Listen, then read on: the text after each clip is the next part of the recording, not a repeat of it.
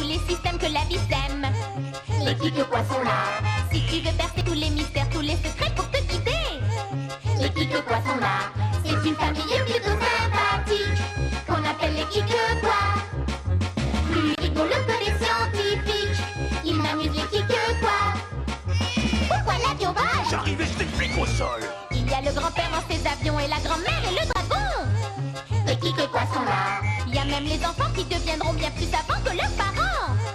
les Kik Poissons là, c'est une famille plutôt sympathique qu'on appelle les Kik quoi. Plus rigolo que des scientifiques, ils m'amusent les Kik quoi.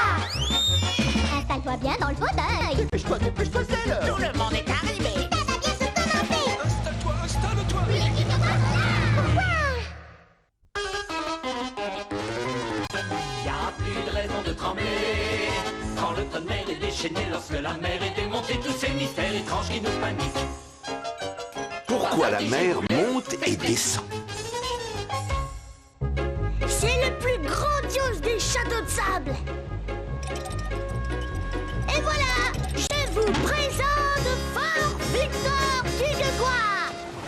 Oh, oh, oh non! L'eau a démoli mon château. L'eau était tout en bas quand j'ai commencé, puis elle est montée, puis elle a cassé mon château tout beau. Mais comment elle a fait ça? On dirait que tu viens de faire la dure expérience de ce qu'est la marée. C'est quoi une marée? Viens avec moi, Victor. Au bord de l'océan, tu remarqueras que le niveau de l'eau monte et descend. Ces changements de niveau s'appellent la marée.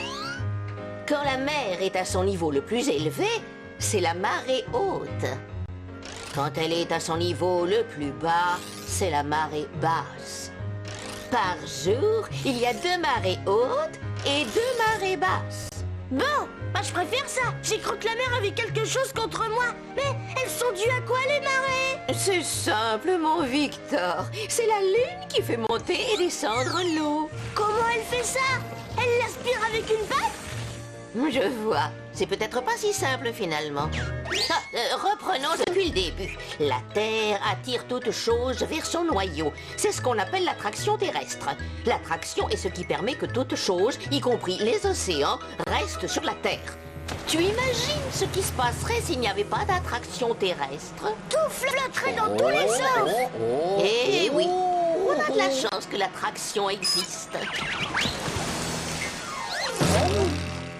Elle appelle ça de la chance. Mais la Lune aussi exerce une attraction. Elle aussi, elle attire les choses vers son noyau. Alors comment ça se fait qu'elle nous attire pas, nous? C'est que la Terre étant beaucoup plus grosse que la Lune, c'est sa force d'attraction à elle qui est la plus forte et qui l'emporte sur celle de la Lune.